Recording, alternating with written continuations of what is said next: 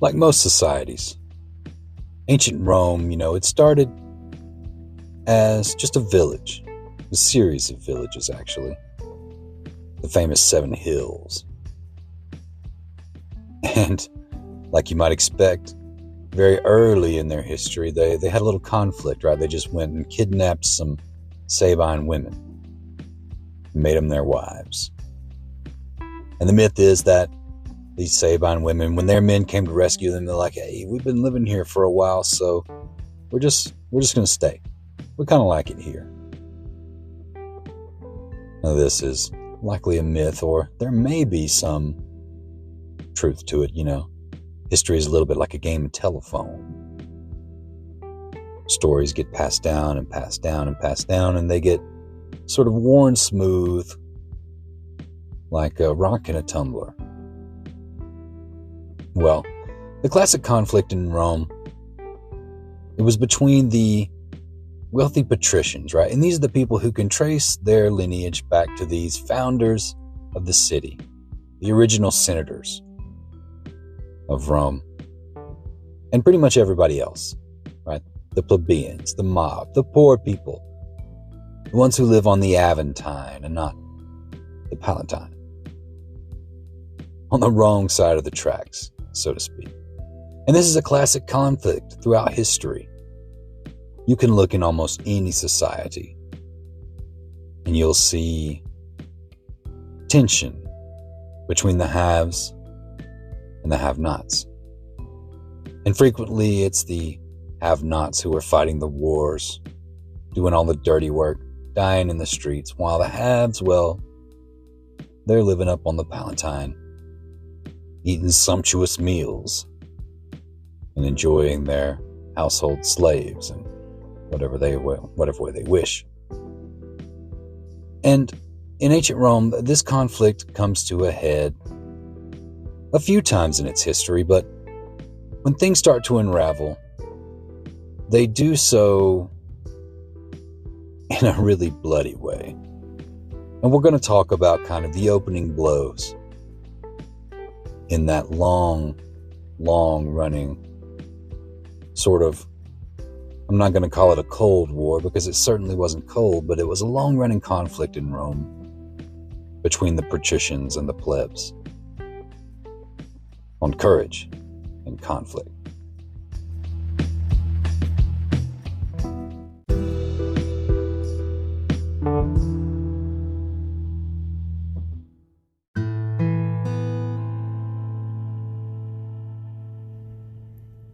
The thing about ancient Roman history and the figures involved in the stories that you may or may not know is that Rome is like any other city-state. Even though it has this complicated system of government and all these rules surrounding voting and tribes and position, what things come down to, really, is the wealthy families in Rome, the powerful families. And in talking about the Gracchi, who were an elite family in Rome, you can't really talk about the Gracchi without talking about the family of the Scipios, right? And this is the famous Scipio Africanus, who defeated Hannibal, and then Scipio Aemilianus, who succeeded him but was not his son. Okay, Scipio Aemilianus was actually the son of a first cousin who was adopted into the family, and so he took the name Scipio, but he kept Aemilianus to denote where he had basically originally come from. I believe he was the son of Macedonicus.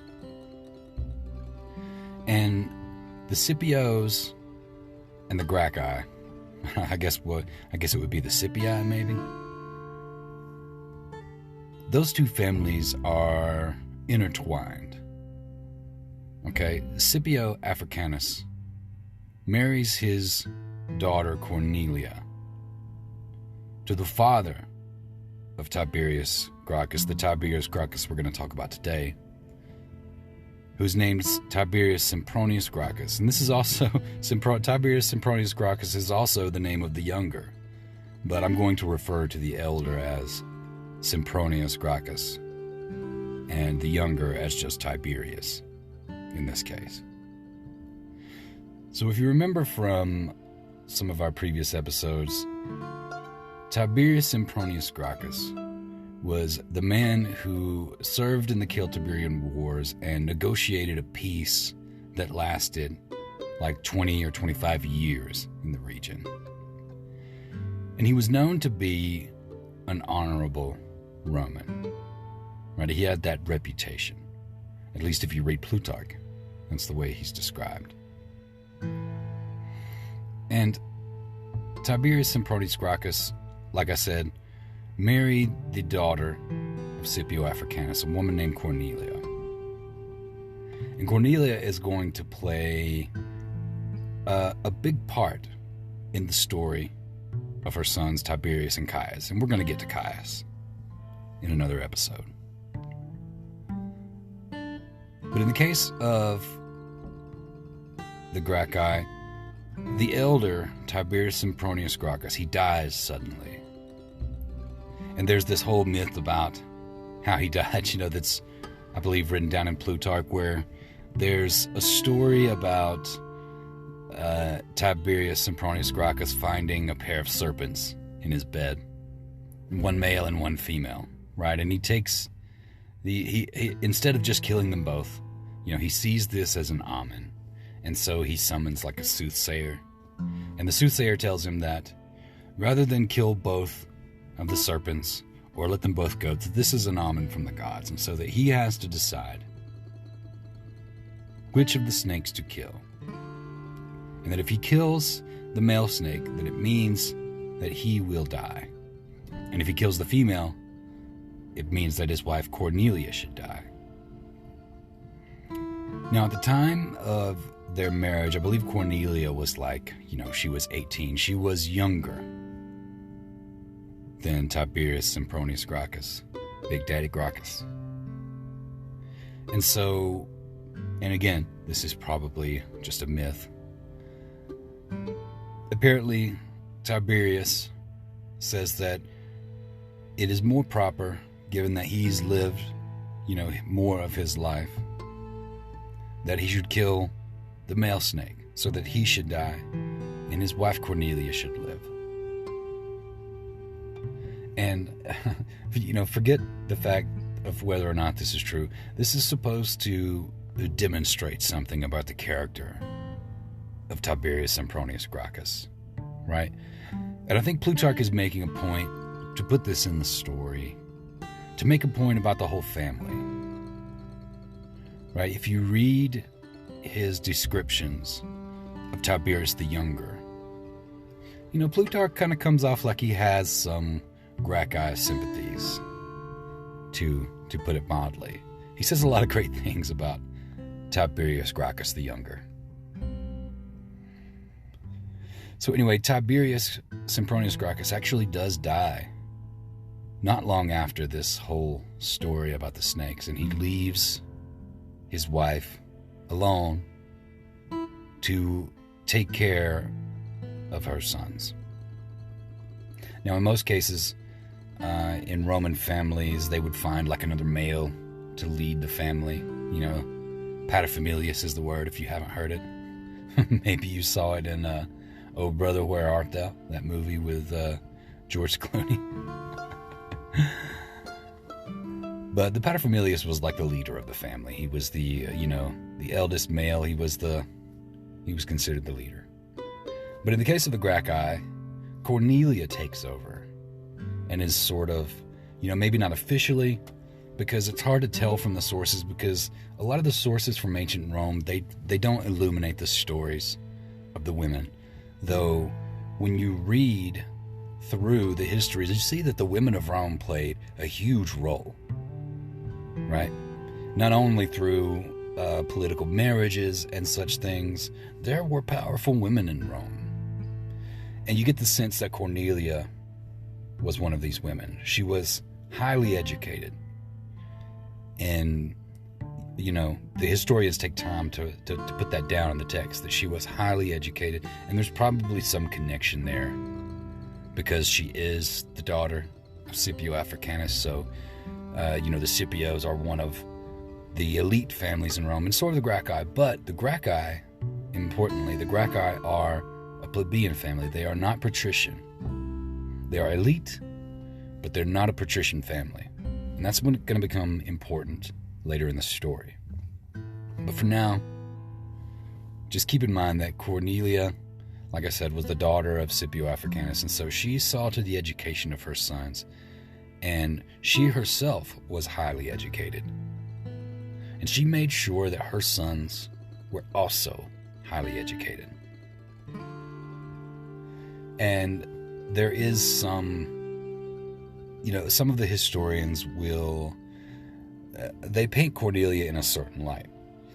Some people think that she was ambitious, right? That she was fame hungry and she wanted that fame through her sons.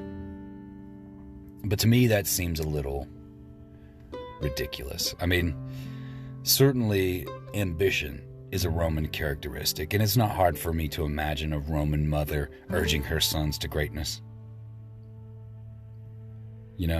Hey, there's Scipio. Go say hi to Scipio. Get in with him. See if you can get in with the legions. Things like that. Motivation, sort of, behind the scenes. But Cornelia is later going to become famous in her own right for being sort of the ideal Roman woman, right? And she sort of, at least in the stories, exemplifies some of these Roman values. She bears many children, and after the death of her husband, she remains chaste. And this is a big deal to the Romans. This is the epitome of a female virtue for the Roman sensibilities. And so this family, Cornelia and her sons, they are lauded, most likely after their deaths, as being the idea of what a proper Roman should be. Cornelia the mother, Tiberius the son. They are both put forward as exemplars of Roman values. So, Cornelia brings her sons up, makes sure they are well educated. And as I was saying before, in the last episode, you may have heard that she's able, or Tiberius is able, to get into the legion with Scipio Aemilianus. And again, this is not Scipio Africanus, Cornelius' father. This is Aemilianus, the adopted son and heir of Scipio Africanus, who was actually like the son of a first cousin or something like that. But for all intents and purposes, we're going to say that Scipio Aemilianus is the heir, is the son of Scipio Africanus. But keep in mind, he was actually some sort of cousin. But that was the Roman custom. So, this connection between the Scipios and the Gracchi is part of what gets Tiberius this in with Aemilianus. And Aemilianus is actually Tiberius's brother-in-law, because Scipio Aemilianus is married to Tiberius's sister, Sempronia. So the families are very interconnected. And as a result, Tiberius Gracchus is able to serve in the legions with Scipio Aemilianus during the Third Punic War, and he's supposedly the first to scale the walls of Carthage. And this is written down in the history, But I actually read somewhere else that he actually traveled with sort of a historian who was also a soldier, but he made sure that his, tame historian was there to see him scale the walls of Carthage, to be the first up the walls, So there is some, there's definitely a political track that Tiberius Gracchus is walking from the start. And so he serves in his tribuneship there with Scipio Aemilianus, fights in the Third Punic War. And when he comes back to Rome, he is assigned to serve with Caius Mancinus, who, if you remember from our previous episode, was the general who had screwed things up really bad during the Numantine War. He got surrounded during an escape to flee with his army, and he was forced into the position of having to make a treaty. But now, rather than treat with Mancinus, the Numantines, who knew the name of Gracchus because of Tiberius Sempronius, the elder, the father of Tiberius Gracchus, who had negotiated that treaty that lasted for like a quarter century. And he'd always treated the Celtiberians well. And so the Numantines said they would treat with no one, they would trust no Roman, save for Tiberius Gracchus. And so you can tell that very early on, Gracchus's star is rising. Right? He's got an honorable name. He's got a reputation. The Numantines respect him as a soldier, right? First to scale the walls of Carthage. And they respect his name because his father had treated them with such honor. And so Tiberius agrees. He goes to negotiate the treaty. And during the course of these negotiations, he's able to save like 20,000 Roman lives. And these are the Roman poor, the legionaries. You know? These are the lowborn, the freeborn of Rome. But in so doing, he has to give up everything in the camp to the Numantines as plunder. And this whole debacle is seen as very embarrassing by the Senate later on. You know, Mancinus himself, who should have been embarrassed for sending, Gracchus to do the treaty, because Gracchus at this point, he's like a caster, right? It is not his responsibility to be negotiating treaties with enemies of Rome, right?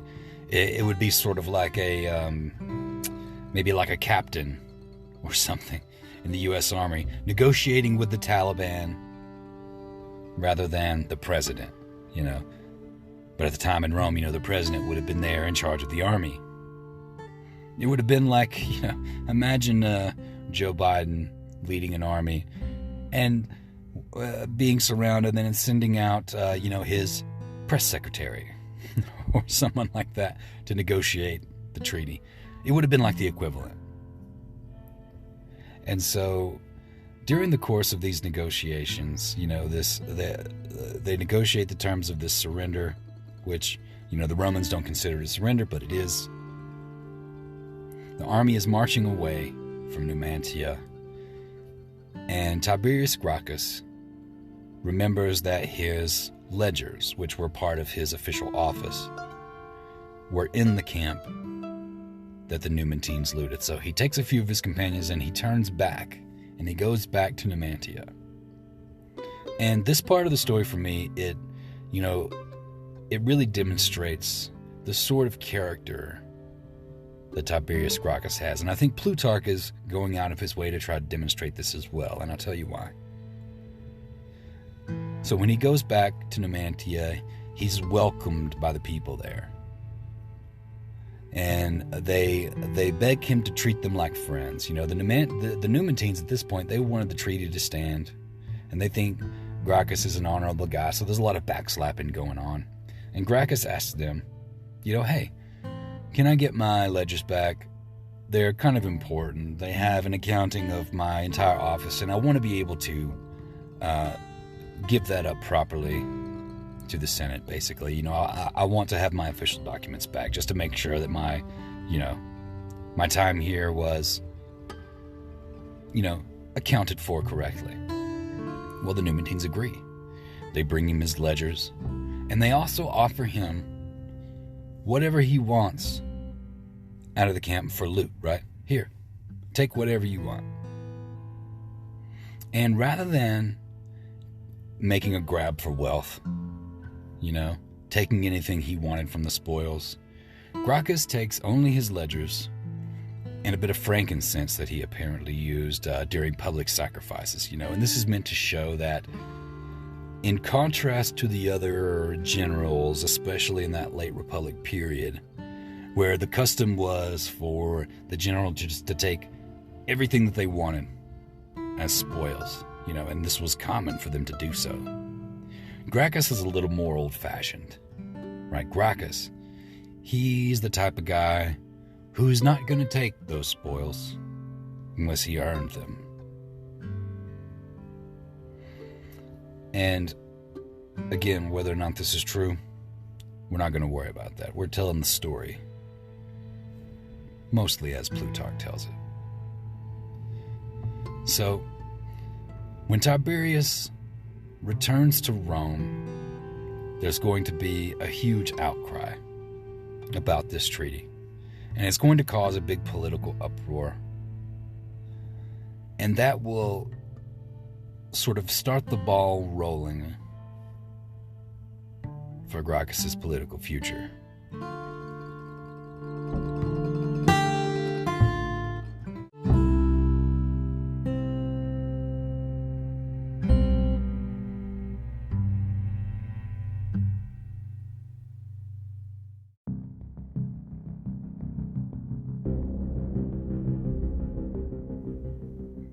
So when the legion returns to Rome, as I said, or at least the officers, right, there's this big outcry in the Senate because the Senate finds this whole peace that was negotiated with the Numantines to be embarrassing for Rome. Right, not only did Mancinus lead the legions into disaster, but this young Caesar at the time, Tiberius, has negotiated this peace that the Romans see as insulting, really. And so they want to bring back this old tradition, and you might remember this from one of our previous episodes, where they round up all the officers from the legions and they send them back to the Numantines in chains. Right? This is like an expression of shame, or even we don't want this, it's a little bit like it's a little bit of a punishment and a little bit of an expression of like cultural shame.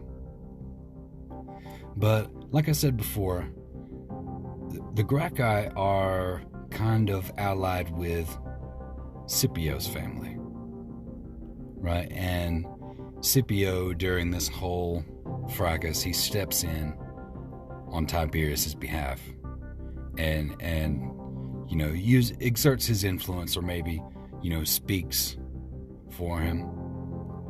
And the Senate is kind of rebuffed. And so they decide instead to send only Mancinus back in chains. Right? So Scipio is able to save Tiberius from this fate.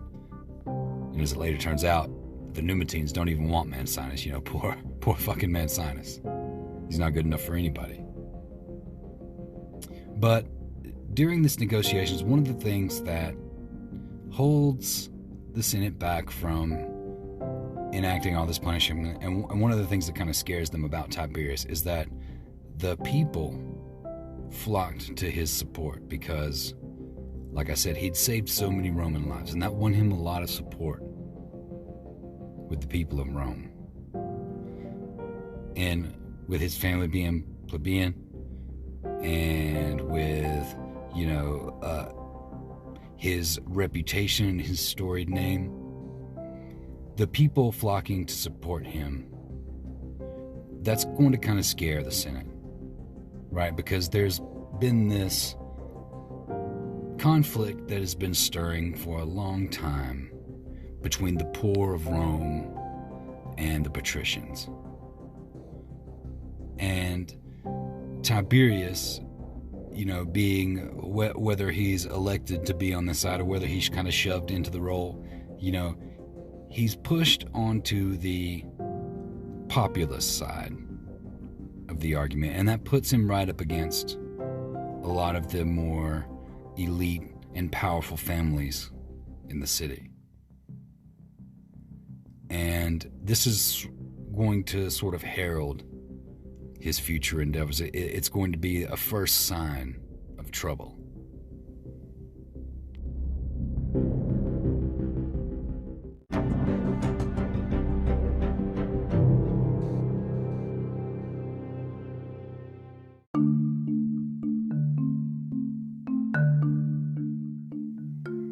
Now, we have to kind of take a minute to illuminate a problem that has been brewing in the Republic for a long time.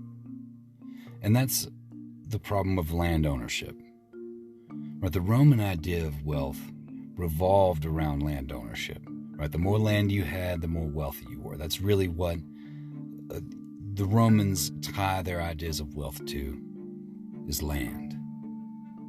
And for a long time, the Romans had a practice to where, all these lands that they gained through conquest, a lot of the times what they do is they'd either sprinkle Romans throughout the region, like they bring some of these landless poor who lived in the city, take them and put them on these conquered lands, and they would pay like a tax into the common treasury, give up some of their crops, and you would have a farmer, who was producing food, and also a family with, another man there to fight in the legions.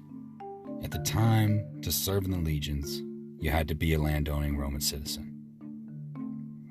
Sometimes they would take, entire groups of this landless poor, and they'd found new towns in the conquered territories, right? But some of the land that was kind of desolated by the war, it goes into this common land pool. And through some, it doesn't really say how this happened, but the rich people in Rome, the senators, the patricians, they started to gather up these huge tracts of land. And a lot of times these would be adjacent to poorer farms, plebeian families. And sometimes the senators, the patricians would come and buy this land from the poor farmers. Sometimes they would just absorb it. Sometimes they would take it by force, right? And a lot of these farmers, right, would go to serve in the legions, and they'd be gone for years at a time. And so the yield for the farm would go down, and then the people living on the farm would be unable to pay, and they'd lose the farm. Maybe they'd be unable to work it. Maybe the patricians would come in and take it once the soldiers were gone. And so legionaries were returning home from fighting long campaigns, because at this time in Rome's history, they're fighting everywhere all the time. And they're coming home to find that their farms are no longer there. And so you've got two things happening at once, right? You've got the lands of the senators are just growing and growing and growing, and they're getting richer and richer and richer. And a lot of the land is being worked by slaves that are drawn from the conquered territories. And at the same time, you've got veterans who are being forced back into the city and becoming the landless poor, which does two things. It makes them, one, unable to fight in the legions, and two, it makes the burden on the city heavier. And what would happen a lot of times is these veterans would go into the city, and they'd make some sort of deal with a politician who would give them like a pittance of coin in return for maybe their vote or other favors, right? This is that client and patron relationship that's sort of like central to the Roman way of life. And so over time, Rome is having to lean more and more on its allied cities and its conquered territories to fight its ongoing wars, because the number of men available to fight in the legions is shrinking and shrinking. And also, you've got a large population of poverty-stricken people in the city who were angry and ready for violence. And this has been an ongoing problem for a good while, right, before Tiberius Gracchus comes along. There have been a few people who would kind of try to fix this problem, and there are laws in place. There is an agrarian law where, nobody can own more than it's like 300 acres or something, and you have like caps on the number of livestock you can put on the land. But these laws are just kind of being ignored because the people who make the laws and sort of run everything are the same people who own the land and are buying it all up. So you've got that classic conflict of interest, right? The powerful have all the wealth and they don't want to give it up, of course, even though this is slowly becoming an anchor around Rome's proverbial ankle, dragging them to the bottom.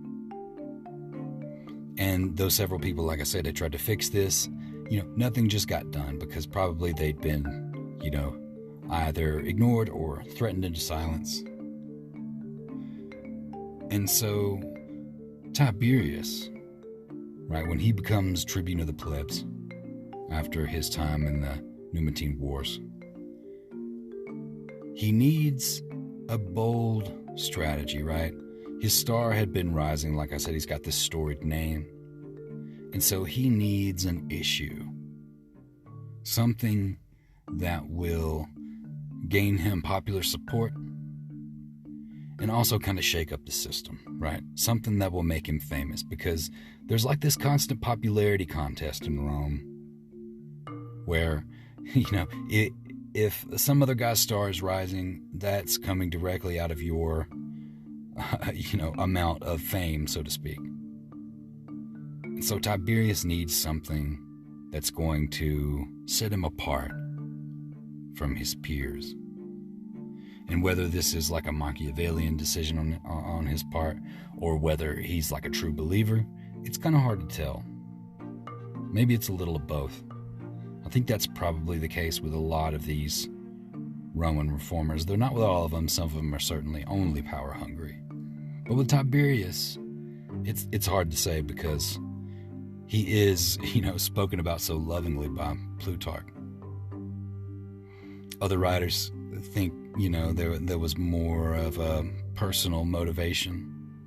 But for whatever reason he does it, Tiberius Gracchus decides to champion the cause of agrarian reform in Rome.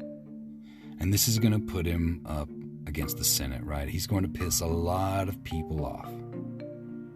But the powers of the tribune give him a sort of special ability that is kind of unprecedented in Rome's history, and it hasn't really been used, but he starts to use the methods and the abilities of the tribune in ways that haven't been done before. They're not illegal, but they're unprecedented. And this is going to cause upheaval in the Roman system.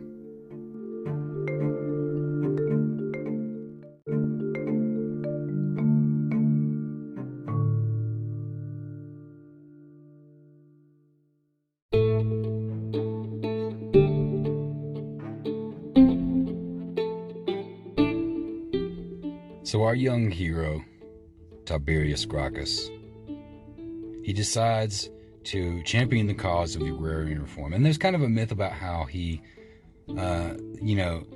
conceives of this problem, or at least notices it, is that when he's with the army traveling back to Italy, they pass through Tuscany.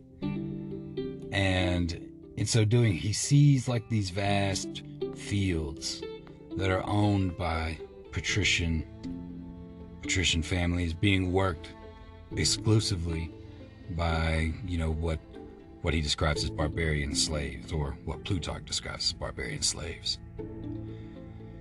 And this is the story that Tiberius is going to tell, during his rhetoric. And so he builds a coalition, including his father-in-law and his brother Caius Gracchus. who again we'll get to.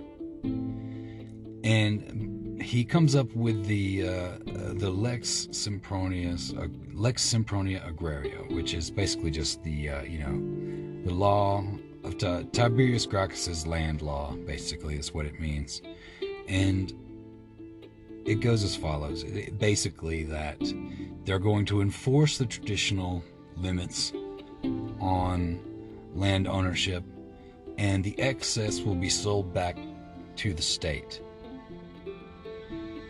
And this, of course, puts a burr under the togas, if you will, of the Senate, because many of these senators are the ones who own these vast tracts of land that have been, through whatever means, illegally conglomerated. And this is where Tiberius, who has been described up to this point as being sort of a gentleman, he's described as being measured and logical and willing to work with people and being kind of quiet, being gentle of nature. This is where he kind of starts to show that he has some serious skills as a rhetorician. He makes this speech in front of the people in the Senate, and it goes something. He has a line in there that's something like, the beasts of the land all have their dens, but the men who fight and die for Italy have no place to call their home. They enjoy only the light in the air, he said. They roam around with their wives and children with no place to call their own. Something like that. He probably did a much better job than I did.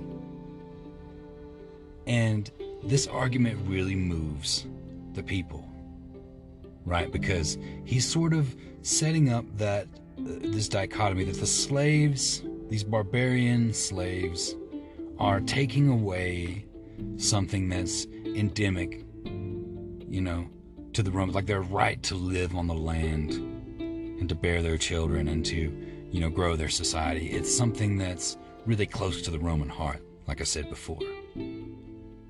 That all these, conquests and everything that have been won through the blood of the military service of these plebeians, is being worked by the same people that they were fighting. And that really speaks to the people of Rome. And again, this playing that Tiberius is doing with the people, garnering all this fame and popularity and drawing his power from the people, is really frightening to the Senate. Because Rome has this cultural aversion to tyrants, right? And as a tribune, Tiberius has special powers in the government, right? The tribune can veto anything. And there are 10 tribunes, and all of them can veto anything. They can propose their own laws, and they can take their arguments straight to the people.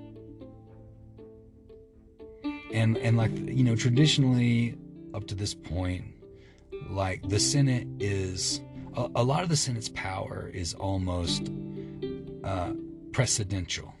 Not presidential, but precedential. There's precedent for it in the past. It's held up by custom. And there are these figures in Rome who remember all these ancient laws in their memory. So tradition and custom is something that's very important to the Romans, and in particular very important to these patrician families, who have these storied histories that go back to the founding, etc., etc. And so in championing this cause to redistribute the lands, to take the wealth from the rich and give it to the poor, it becomes a hot button issue. Traditionally, Tiberius, on his way to bring his agrarian law into being, he stops by and he he takes it directly to the people. He makes this speech in front of the people, this air and light speech, before he brings it before the Senate. And this is something that, the tribunes and senators and people like that hadn't really done before. It breaks that precedent, right? And for the Romans, that tradition, that precedent is just as important as any law that's chiseled in stone. And so the senators, they see Tiberius as like a rabble-rouser or something similar. Now the problem is that Tiberius's law is actually in the interests of everyone except these rich patrician families, right? And it even in a way is kind of in their interest, because the patrician families, the elites of Rome, they want to make their name through military service, right? And every year the consulship changes, and every young politician in Rome wants to, start on the career path to glory. And one, major step on that path is service in the legions and glory in war, right? The more glory that you win in war, the better your reputation becomes.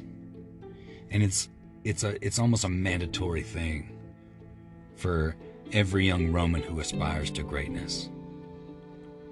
And so even though it's in these rich landowners' interest to give land to the poor so they can have more soldiers to fight more wars and win more glory, the cost is going to come directly out of their proverbial pockets.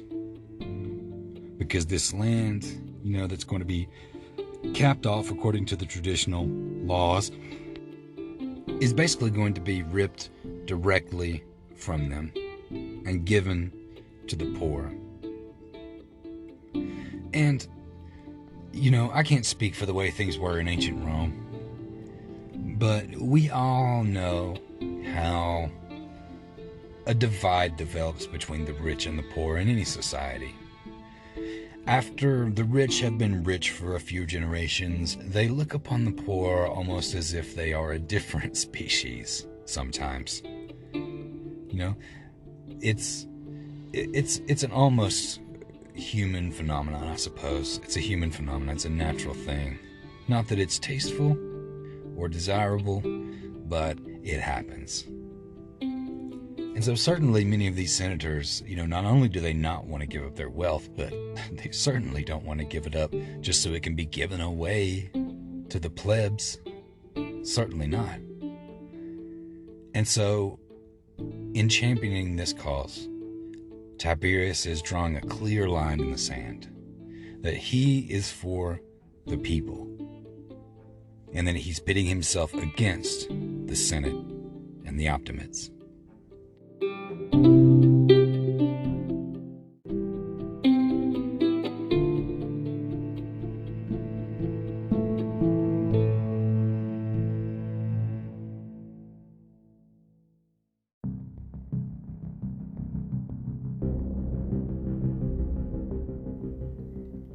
So Tiberius proposes his agrarian reform bill, if you will, if you want to call it a bill. And so, of course, like I said, this incenses the Senate. And the Senate, they're having none of it, right? And arguments break out on both sides. But the Senate knows that any one of the tribunes can veto this bill before it goes through, right? And so that is the route they take in defending themselves from Tiberius's law. And so they find a tribune, and they decide to make him their I want to call him their patsy. Right? Patsy is the word I'm going to use, because the man they find is a guy named Marcus Octavius. And Marcus Octavius is described as being, a sober fellow, one that is actually a good friend of Tiberius Gracchus. And Marcus Octavius, you really get the sense in reading about this whole thing that the senators were probably leaning on him really hard, right? Marcus Octavius has got to look over his shoulder at all these powerful men in Rome and pit all of those people against his friendship with Tiberius and backing Tiberius's reform bill. And so Marcus says that he'll veto the bill, and this really, really pisses Tiberius off.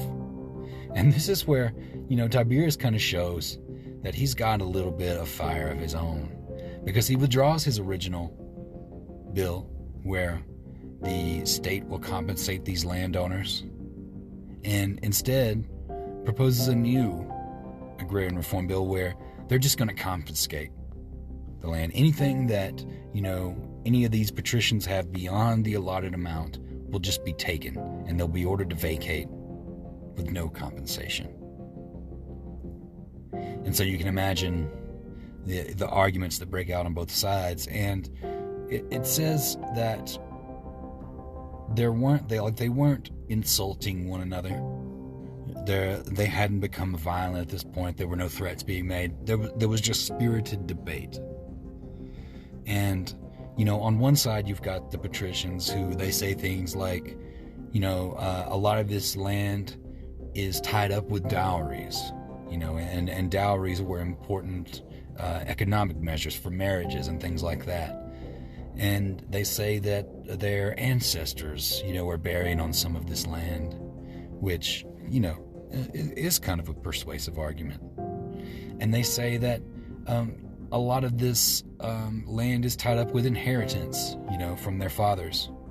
And what will they be given in return for their inheritance, et cetera, et cetera. And on the other side, you've got, basically the lamentations of the poor. The fact that you have these hordes of poor landless Romans who can't raise children, who can't fight in the legions, and who basically just make things, who basically are just a burden on the city and the state itself. And so this spirited argument goes back and forth, and finally it gets down to Tiberius and Marcus Octavius. It really hangs on the two of them. And Tiberius even offers to pay Octavius out of his own pocket, because Octavius is one of the landowners who's going to be dispossessed by this law. And Tiberius, even though, according to Plutarch, he doesn't have much money, he must have some money to be, to be an official in the government. But according to he's not one of the richest, I suppose, in Rome. And Tiberius offers to pay Marcus Octavius out of his own pocket for his land if he will withdraw his veto. And you kind of get the sense that Marcus Octavius was probably looking over his shoulder at all the senators behind him and all the wealthy landowners and all their death stares. Assassination wasn't uncommon in the Roman Republic. And these are some powerful people standing behind him. And so, of course, Marcus Octavius, although you get the sense that he doesn't like it, because he's kind of seemed amenable to the whole thing in the beginning. When Tiberius first proposes this law, Marcus Octavius is going to stay out of the whole thing. But again, he's picked as the patsy and he's pressured by the Senate. And so Marcus Octavius says no, that he won't take Tiberius's deal and that he will veto the law. And so then Tiberius basically kind of does the equivalent of a government shutdown. There are these rituals that need to be done every day, and Tiberius puts like his official seal on the Temple of Saturn. And what it basically does is it like prevents the caestors from getting the magistrates from getting the money required for like the government functions or something. So it's kind of the equivalent of like a congressional shutdown of the government. It's eerily similar. And so for a small time anyway, things kind of die down.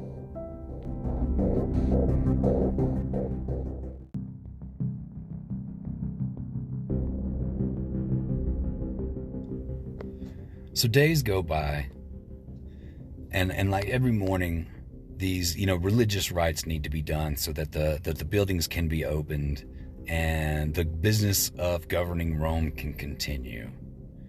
And every day the tribunes are asked if they're going to allow these buildings to be open, and Tiberius Gracchus says no. He continues his government shutdown. And it's so petty, but it's so interesting. There's all this political gamesmanship that goes on between the patricians and the developing populares. Like, they weren't really called the populares at this time, but we'll call them that. The populares of Tiberius Gracchus' side. And like the patricians, the men of property start putting on the garb of mourning and going around the city and kind of making a show of things. And this is something that Romans would do to kind of like publicly signal they were in distress, right? It's like if you were going to be put on trial for some serious crime, maybe you would put on this garb. And it's something that the senators start doing, to kind of bemoan the death of the Republic, if you can imagine. But finally, it comes back around to voting day, and then the patricians, they steal the voting urns, right? No urns, no vote. Which is more of this kind of petty gameplay that goes on. But eventually, Tiberius, his side, is able to convince them or strong-arm them or something into bringing back the voting urns, and the business of governance finally continues. And Tiberius's land reform law is once again before the Senate. And there's some argumentation that goes on just like before. And you get the kind of sense that Tiberius is trying to go about doing things the right way. Right? He's referring matters back to the Senate, but the Senate is full of these landowners, so they don't help at all. And it comes back down to Marcus Octavius and his veto as tribune, pitting Marcus Octavius against his friend Tiberius once again. But see, Tiberius has been strategizing with his people, and his back is now against the wall. And he's thought up an unprecedented strategy, one that was legal according to the Constitution and his tribunal powers, but not one that had been done before, right? It was unprecedented. And remember how much the Romans love precedent, especially the rich landowners. So when Marcus Octavius says that he's going to veto the bill, even though Tiberius has tried many times to keep this from happening, Tiberius turns to the people and says, any tribune of the plebs who would vote against your interests is no true tribune at all. And so he calls for a vote of no confidence, basically, in Marcus Octavius. He wants to strip him of his tribuneship, right, to throw him out of office. And now, like I said, this is legal for him to do. Right? You can call a vote of, like, any tribune could have done this. Could have called for a vote of no confidence, but no one had done it before. And you get the sense reading the text that the tribuneship was like really important to Marcus Octavius. I mean, of course it would be. And these men are friends, and this is kind of this tragic tale of these friends who are pitted against one another.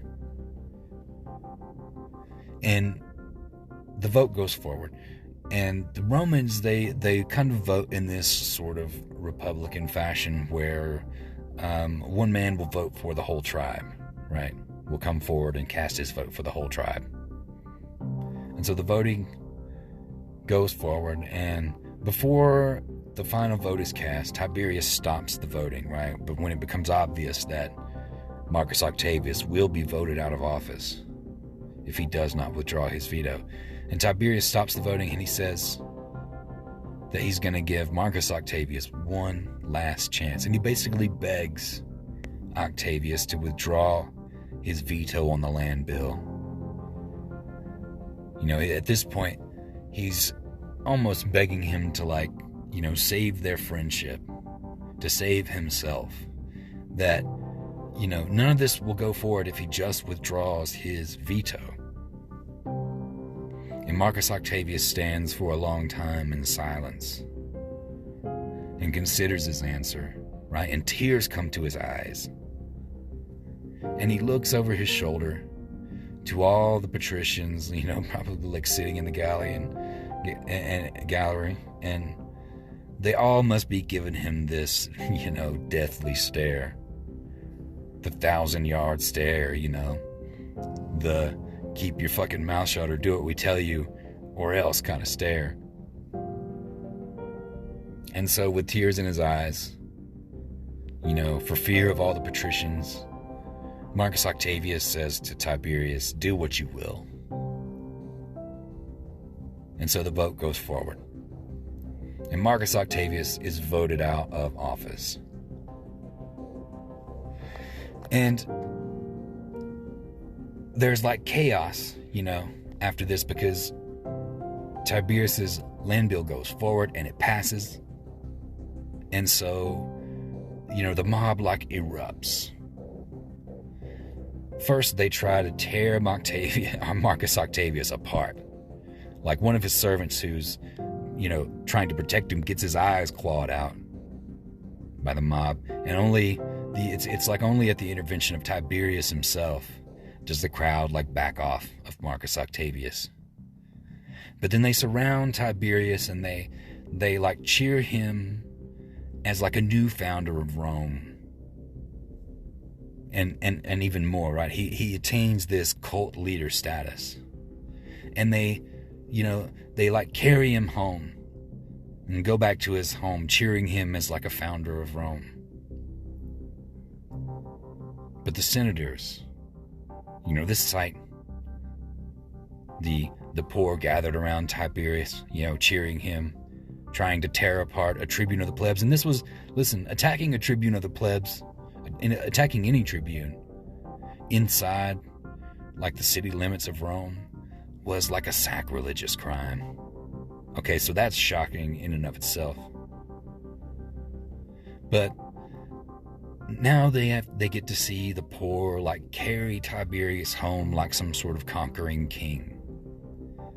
And this is the very thing that scares the shit out of them, right? And this is going to start them plotting on Tiberius's life.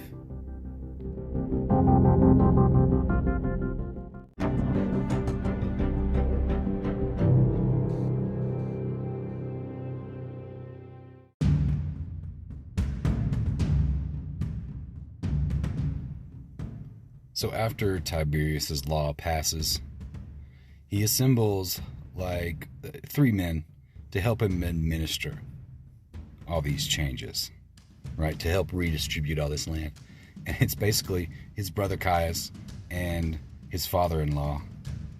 So, real impartial. And at this point, the Senate starts just making everything difficult. It becomes more of that petty gamesmanship kind of stuff, right? They don't let him get the supplies he needs. They don't give him a tent in which to work and dole out all these lands. They restrict his funding, so it's kind of like in Congress where a law passes and Congress just decides to defund whatever commission. It's a similar thing. The senators are dragging their feet with enacting these changes. And you get the feeling that there's a lot of back and forth that's going on, right? At some point, speculation goes around about anybody around Tiberius who dies, right? At some point, one of his friends dies, and there's some questions about the circumstances, and the rumors are that the patricians, had him murdered. And anybody around Tiberius at this point who dies, the reasons are always chalked up to, poison or assassins or something, People are going conspiracy brain on the whole thing. And at some point, Tiberius, he starts dressing in mourning garb the way the patricians were doing before, so he's not above a little showmanship himself. And he drags his family before the assembly, and he begs the people to take care of his family when he's gone. Clearly he's trying to signal to the crowd that his life is in danger. And when things are starting to go, starting to heat up, something throws a match into the tinderbox, so to speak. And the king of Pergamum dies. And he wills his entire kingdom to Rome. And this is something that he probably did because, all the countries of the Mediterranean are falling, more and more under Rome's control, one way or the other. And maybe he thinks, rather than have the Romans come in and conquer and burn everything, rather than have the legions march in to take Pergamum, maybe he thinks that he can have everything happen peacefully. And so what he does, he wills his kingdom to Rome. And Pergamum was where modern-day Turkey is. And it was a rich kingdom, right? It was full of land and gold. I mean, this whole area at the time, Asia, was like the jewel of the Mediterranean. It was the wealthiest part of the Mediterranean world. And so all of a sudden, rather than in the past, the Senate would have been like, thank you very much for all this land, we'll take it. And then they dole out whatever portions they want, and maybe sell some pittance into the common land or whatever illegal means they were using to gather up all the land. They would have done this once again. And this is a rich, rich area, right? This has to be they have to be salivating over this prize. But now Tiberius's land laws are in place. And he's concentrating on enforcing it, right? So, of course, Tiberius wants to settle some, landless Romans on this land. He wants to put some of those veterans who need their own farms onto this land that's in Pergamum. And not only that, but Pergamum has a lot of money as well. So this compensation argument that the patricians are putting up, it starts to lose ground as well, because they have enough gold now to pay off all these landholders for the land they've illegally taken. So the patricians really see no way out. And on top of this, right, if Tiberius Gracchus is able to settle a large number of landless Romans onto this rich land in Pergamum, there's going to be a lot of, poor Romans, people able to fight in the legion, who will owe their land, so to speak, owe their loyalty to Tiberius Gracchus. And he already has so much popular support, right? This goes right back to that client-patron relationship that I was talking about. All of a sudden, you're going to have a lot of people who owe their loyalty to Tiberius Gracchus. And the Senate just can't have that. And it's starting to become clear that these, the tribuneship in particular, that a savvy politician will be able to take the powers of the tribune and use them to great effect, as Tiberius is doing.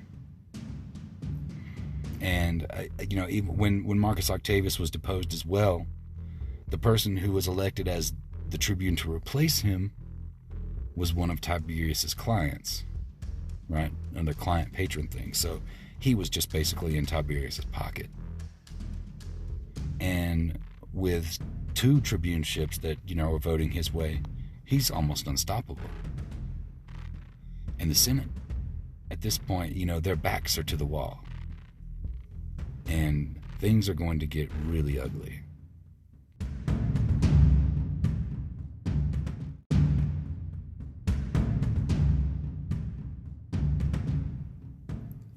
So as the year continues on, the fears that the Senate have in regards to Tiberius' lust for power only grow.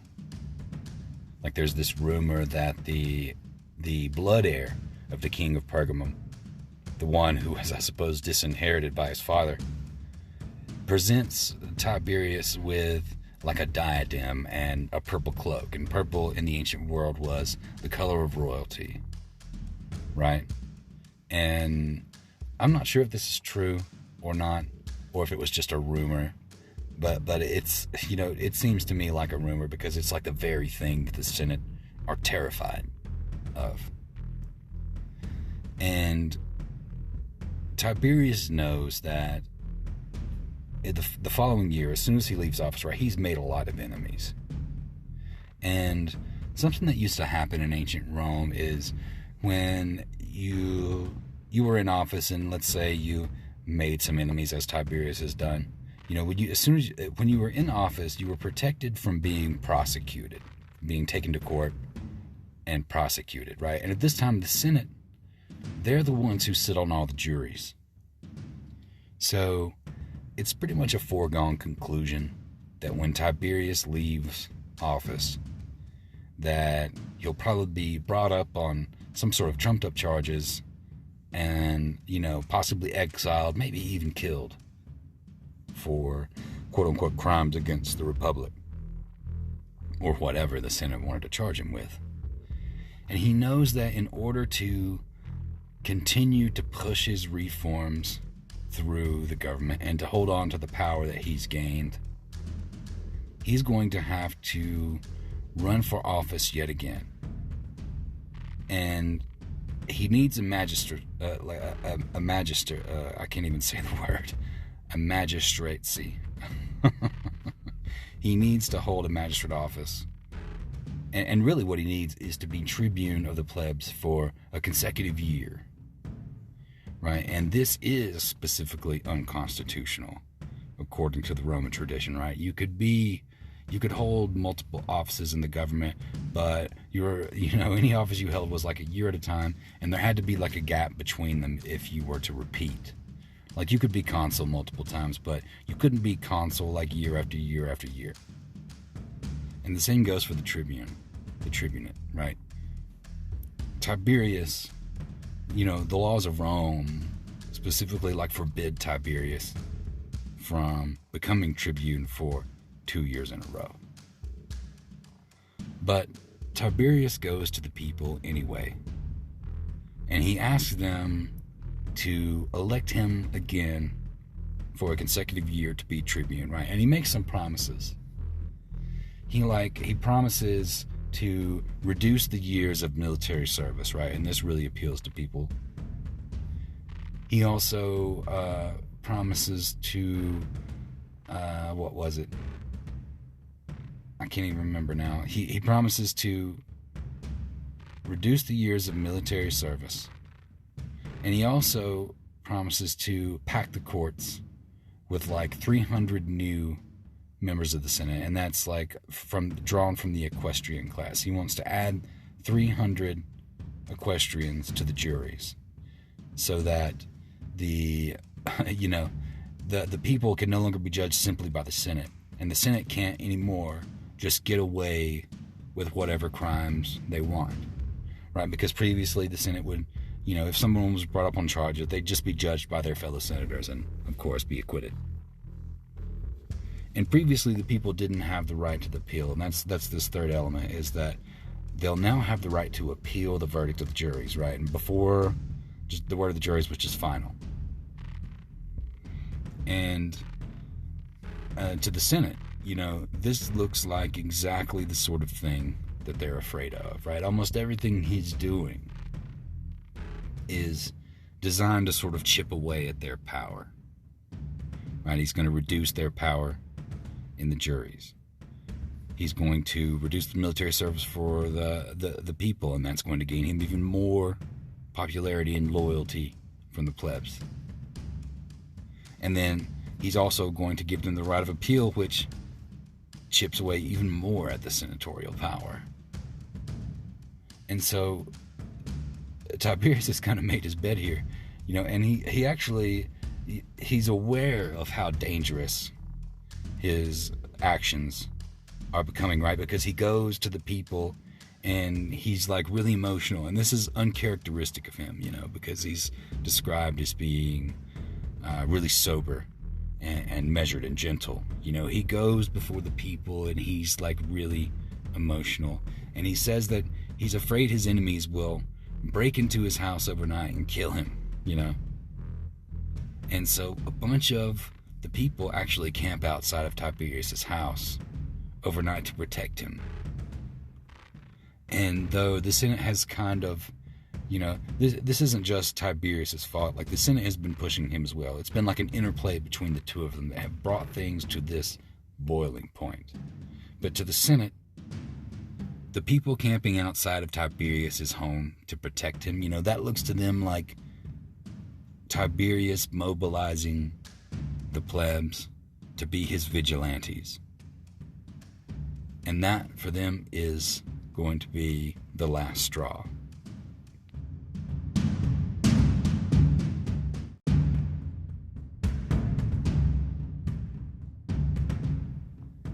So finally, the day of the vote comes. And Tiberius hears that the people are being blocked from voting for whatever reason. And he decides that it's incumbent upon him to go down and make an appeal directly to the people, right, to fix this problem. And from the start, he's like beset with a bunch of ill omens, right? And this is where the story, it works in some of that myth making that can be, really dramatic at times. So they order a priest to come and draw the auguries or something, and they have these birds they're going to release, right? And that's one of the things that they did, was release birds to see which way they fly, and they would divine things from the direction. And the birds refuse to come out. And even though the handler's shaking the cage, the birds refuse to come out except one, and it comes out and he throws food down in front of it, to try to entice them. And only one steps out, and it raises its left wing. And there's all this superstition around the left side in Roman culture, So this omen of the bird raising its left wing is supposed to, it's supposed to foreshadow something bad. And so also when Tiberius is coming out of his house, he stubs his toe really bad. And this is another theme that kind of appears in ancient stories. I think it happens in the story of the Iliad. And also, when he's walking, out of his house, there's some ravens when he's on the way to the forum that knock loose a roof tile, and it lands directly at his feet, from his left side. Again, another mention of the left. And at this point, even Tiberius's friends are starting to see all these ill omens, and they're starting to think this is a bad idea, right? They're trying to encourage Tiberius to turn back, to go back home, right? Just leave it. Let's go back home. But one of his friends, who's an educated sort of, orator, he says it would be a shame if Tiberius Gracchus, son-in-law of Scipio and son of Tiberius and all this, hero of the Republic, fails to come to the people's aid. And he kind of makes fun of him a little bit, don't be scared of a bird, talking about these ravens. And so, Tiberius, he despite all these ill omens, he decides to continue. And he makes it, to the capital. And one of his friends, like a Fulvius Flaccus, I think it was, he had heard that the Senate was planning to kill Tiberius. So he comes, and even like right before Tiberius appears, he says, hey, the Senate's planning to kill you. What are you doing here?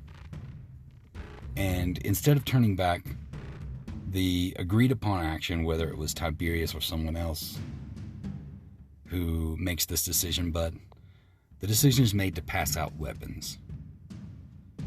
Okay? And just so you know, it's illegal to carry a sword in Rome, right? Only the legions were allowed to go armed. And even then, it was illegal to carry a sword inside the city limits of Rome. And so, when people are arming themselves, they're arming themselves with whatever they have to hand.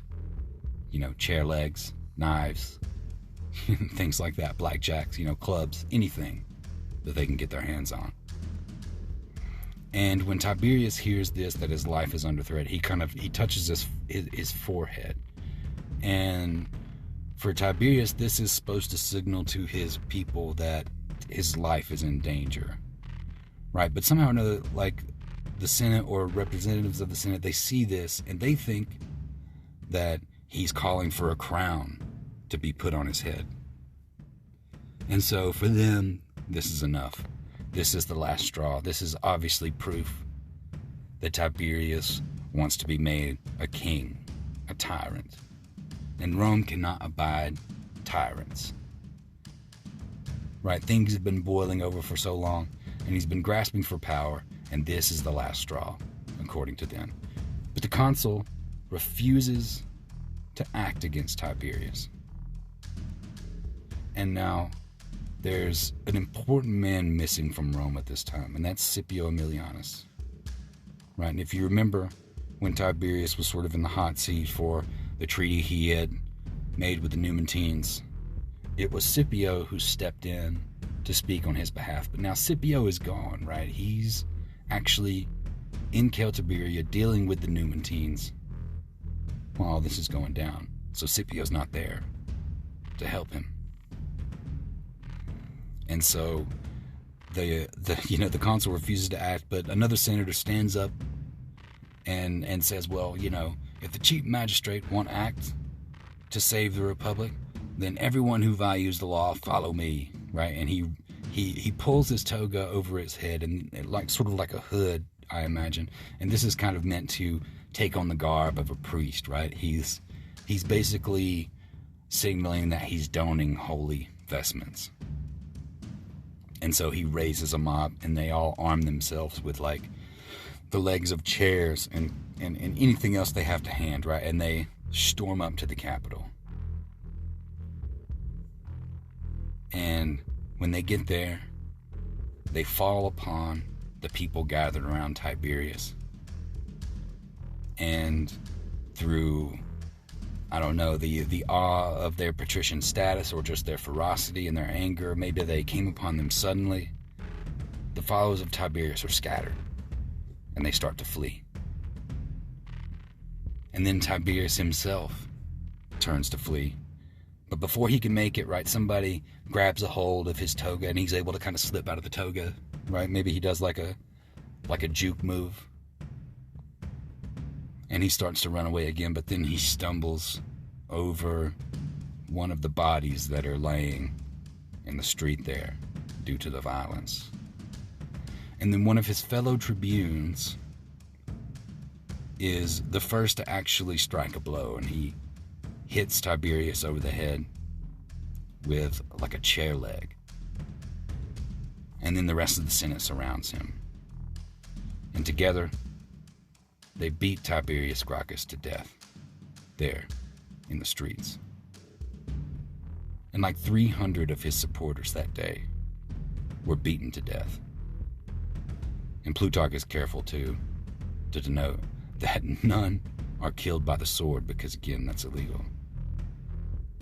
But this is the first real outbreak of political violence in the streets of Rome.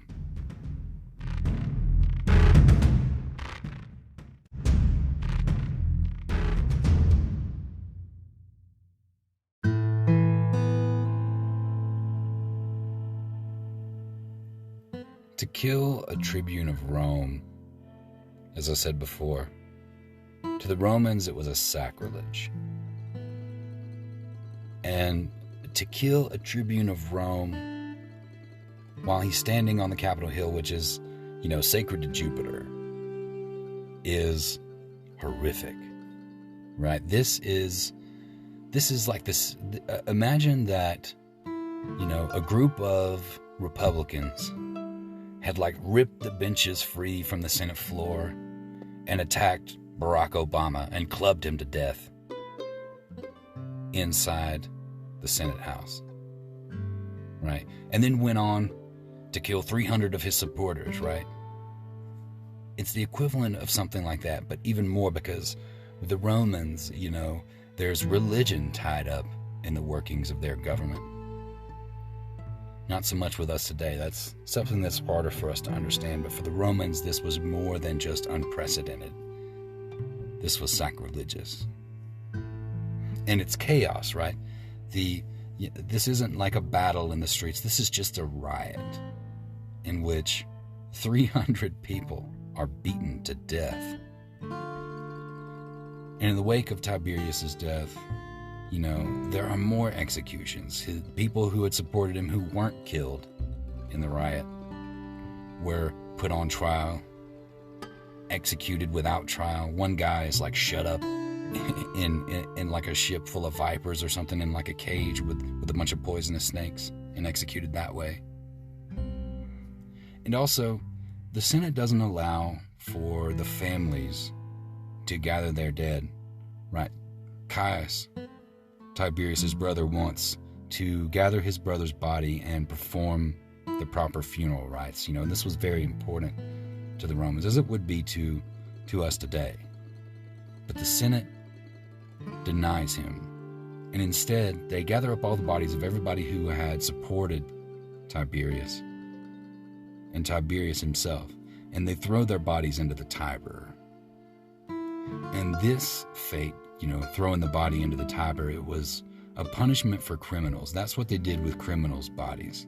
That wasn't what you did with a hero of Rome, like Tiberius Gracchus.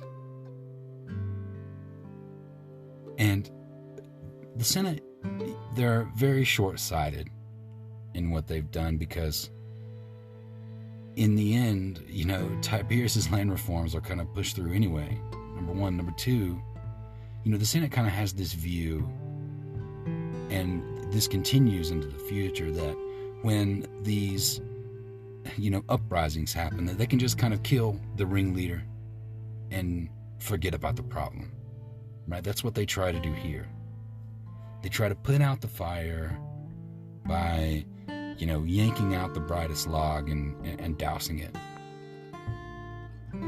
But what they don't count on is the long-standing, simmering resentment that this will create in the people. And not just in the people, but in friends of Tiberius Gracchus. And in particular, they're going to make one enemy that's going to push things even farther. We're going to talk about that next time.